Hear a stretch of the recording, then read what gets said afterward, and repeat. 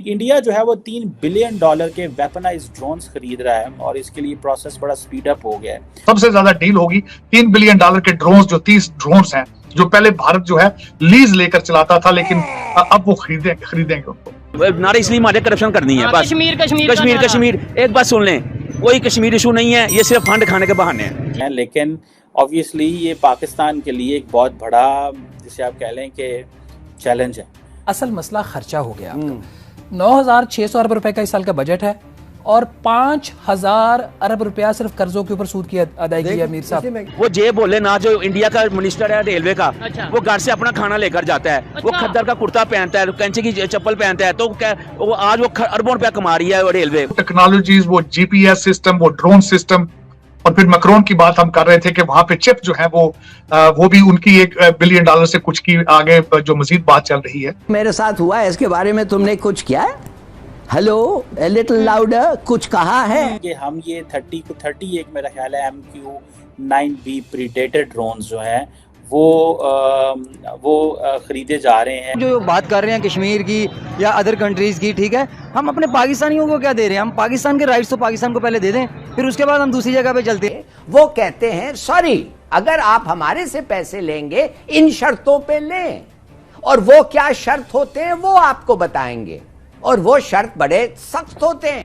क्योंकि पाकिस्तान को चलाने वाले पाकिस्तानी नहीं है, वो तो लंदन बेस्ड लोग हैं भाई, वो तो लंदन से जाते हैं, ढाका मारा वापस आ। 1.5 साल में खत्म हो गया कारोबार, तबाह बर्बाद हो गया। ठीक है, उसकी वजह क्या समझते हैं? फिर उसके बाद टॉपिक की तरफ आता हूँ मैं। सियासी इस्तेहकाम, मुआशी इस्तेहकाम नहीं है। ठीक है। और सबसे बढ़कर ये, जब तक वो हुक्मरान बरसकदार ने, जिन्होंने गरीबी देखी होगी, जिन्होंने गुर्बत देखी होगी, ऐसे लोग बरसकदार, फिर उनको एहसास होगा कि हमने आम तबके के लिए क्या करना है। हमारे जो सबसे बड़ा बेहतरीन अलमिया है वो यही है कि जिन लोगों ने सोने का चमचा लेकर पैदा, वही हमारे हुक्मरान बने हुए हैं, तो उन्होंने क्या हमारी हाँ खिदमत करनी है। अच्छा, आपने बोला पाकिस्तान में इस्तेहकाम नहीं है, लेकिन पीटीआई को तोड़ के, इमरान खान की पार्टी को तोड़ के एक पार्टी बनी है जिसका नाम है इस्तेहकाम पाकिस्तान, यानी पार्टी इस्तेहकाम की हो गई है कि, लेकिन ये है कि वैसे चेंज नहीं आ रहा। सर, इस्तेहकाम कभी भी नहीं आएगा। देखिए मेरी बात है, जब आप चूचू का मुरब्बा लेकर पार्टी बनाएंगे, वो कभी इस्तेहकाम नहीं लाएगी। हमेशा पार्टी वो इस्तेहकाम लेकर आती है जिसका चारों सूबों में होल्ड होगा, उसका एक नजरिया होगा, क्वालिटी बेस पे। हाँ, उस बेस पे वो अच्छाई होगी।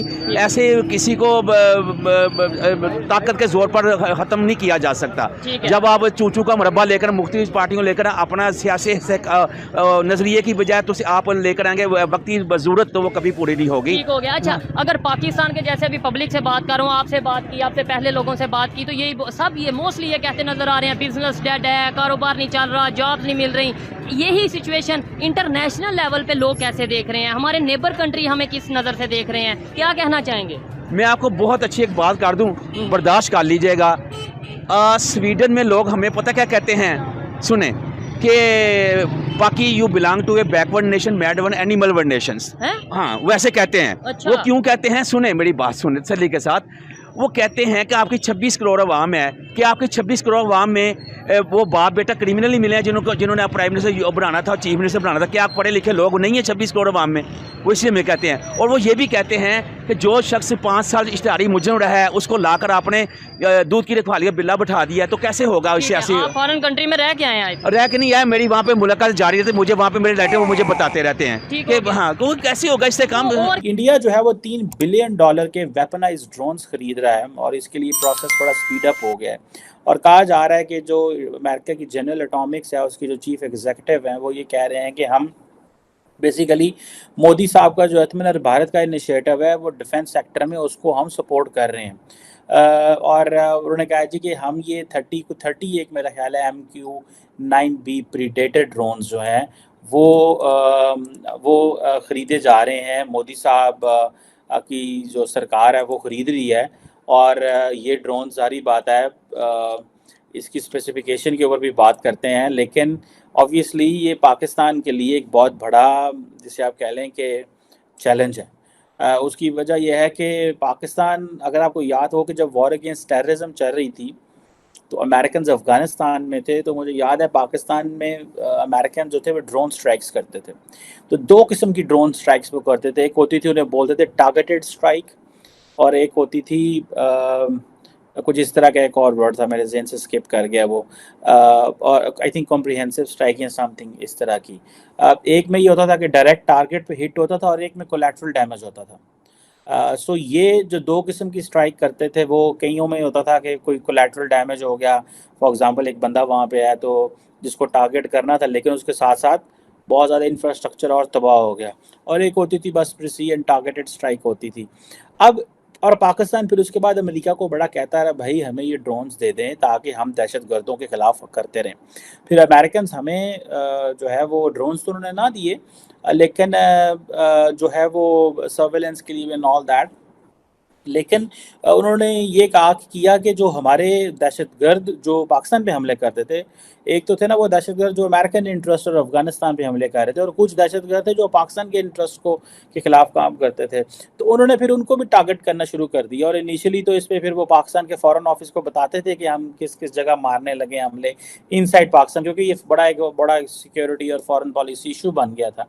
एंड देन फिर उसके बाद फिर उन्होंने बताना छोड़ दिया, क्योंकि एक दफ़ा अमेरिका ने पाकिस्तान के कुछ फौजी, सबसे ज्यादा डील होगी $3 बिलियन के ड्रोन्स, जो 30 ड्रोन्स हैं जो पहले भारत जो है लीज लेकर चलाता था, लेकिन अब वो खरीदेंगे उनको। तो उसमें यहाँ पे मैं ये मिसाल देना चाहूंगा, एक खास मिसाल ये देना चाहूंगा। पिछली दफा जब चाइना ने आपस में झड़प इनकी हुई थी, तो उस वक्त जीपीएस सिस्टम जो था, India was asking them to share the information with us, तो जीपीएस इंफॉर्मेशन, लेकिन उस वक्त अमेरिका ने रिफ्यूज किया था, नहीं दिया था। लेकिन अब वो बात नहीं है, they are moving more closure.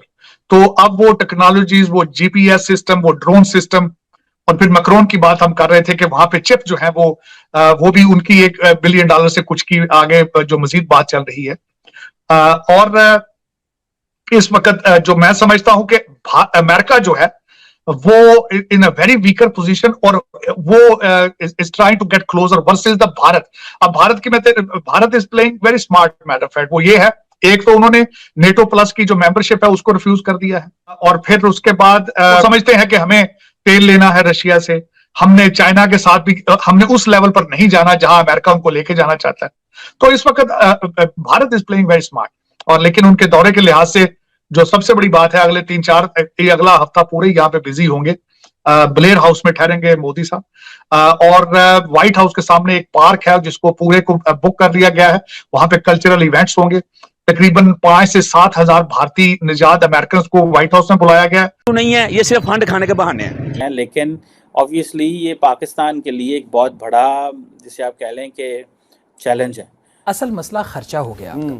9,600 अरब रुपए का इस साल का बजट है, और 5,000 अरब रुपया सिर्फ कर्जों के ऊपर सूद की अदायगी है। अमीर साहब, वो जे बोले ना, जो इंडिया का मिनिस्टर है रेलवे का, अच्छा। वो घर से अपना खाना लेकर जाता है। अच्छा। वो खद्दर का कुर्ता पहनता है, कैंची की चप्पल पहनता है, तो वो आज वो अरबों रुपया कमा रही है रेलवे। टेक्नोलॉजीज, वो जीपीएस सिस्टम, वो ड्रोन सिस्टम, और फिर मैक्रोन की बात हम कर रहे थे कि वहां पे चिप जो है वो भी उनकी $1 बिलियन से कुछ की आगे जो मजीद बात चल रही है।